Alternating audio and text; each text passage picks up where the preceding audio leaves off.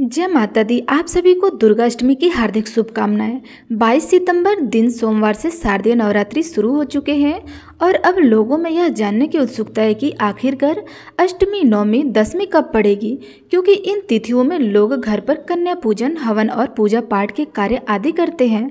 बहुत से लोग अष्टमी के दिन व्रत भी रखते हैं और इस साल वैसे भी 9 दिन की नवरात्रि की जगह 10 दिन की नवरात्रि पड़ रही है। ऐसे में लोग कंफ्यूज है कि अष्टमी, नवमी, दशमी कब मनाए जाएंगे। तो आज मैं आपको इस वीडियो में सब कुछ बताने वाली हूँ। आपको दुर्गाष्टमी का व्रत किन दिन रखना है, अष्टमी, नवमी, दशमी किस दिन मनाई जाएगी और नवरात्रि का व्रत का पारण किस दिन करना है, साथ ही विसर्जन आपको कब करना होगा। लेकिन वीडियो शुरू करने से पहले आपसे अनुरोध है कि प्लीज़ वीडियो को लाइक अवश्य करिएगा। तो चलिए बात करते हैं दुर्गा अष्टमी की। दोस्तों, इन दिनों शारदीय नवरात्रि का पावन पर्व चल रहा है।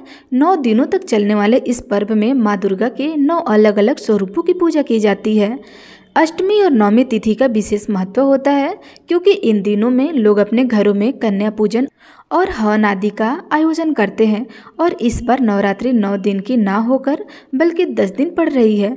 तो चलिए सबसे पहले हम जानते हैं कि अष्टमी तिथि कब शुरू होगी और कब समाप्त होगी और दुर्गा अष्टमी का पर्व कब मनाया जाएगा और अष्टमी के दिन के पूजा और कन्या पूजन करने के शुभ मुहूर्त के बारे में। इस दिन राहु काल का समय क्या रहेगा। तो दोस्तों, इस साल अष्टमी तिथि की शुरुआत 29 सितंबर शाम को 4:31 पर हो जाएगी और अष्टमी तिथि की समाप्ति 30 सितंबर शाम को 6:06 पर होगी।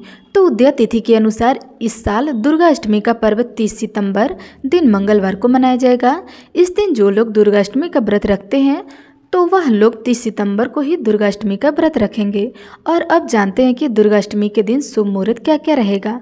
दोस्तों, इस दिन कन्या पूजन का शुभ मुहूर्त रहेगा 9:12 से लेकर दोपहर के 1:40 तक।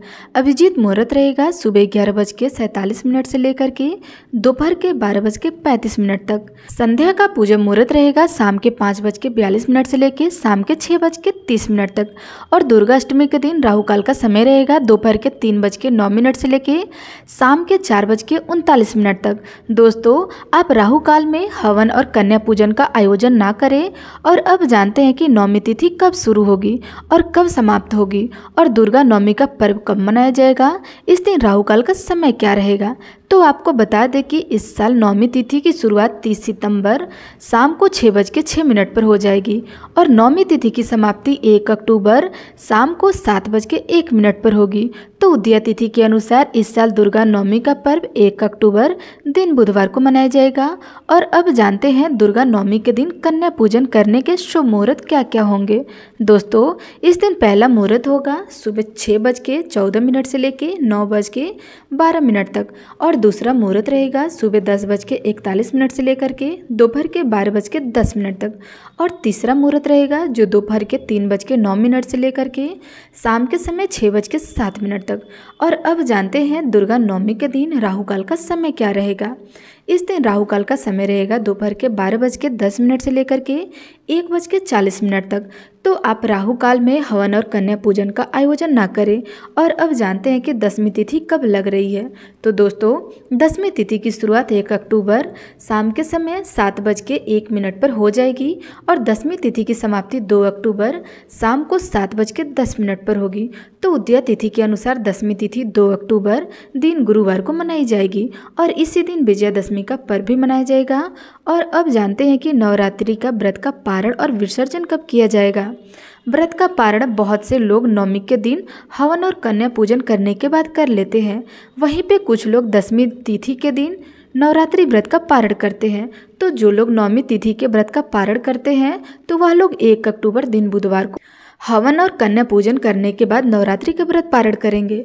वही जो लोग दशमी के दिन नवरात्रि का पारण करना चाहते हैं तो वह लोग 2 अक्टूबर दिन गुरुवार को नवरात्रि व्रत का पारण करेंगे। और अब जानते हैं कि दुर्गा विसर्जन कब किया जाएगा। दुर्गा विसर्जन हमेशा दशमी तिथि को ही करना श्रेष्ठ माना जाता है।